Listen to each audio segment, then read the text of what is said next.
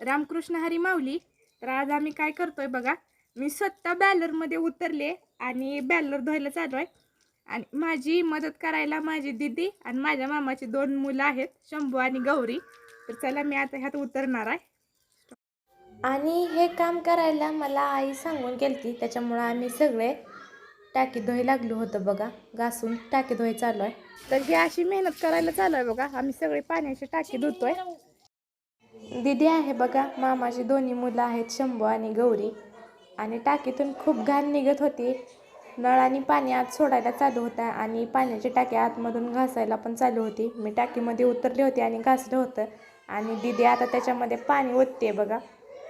खूप मन लावून आमचं हे काम चालू आहे बघा. आणि फायनली आम्ही अशी टाकी क्लीन करून घेतली होती. त्याच्यामध्ये थोडीशी वाळू राहिली होती, ती पण आम्ही काढली. आणि नंतर असा जुगाड केला होता बघा.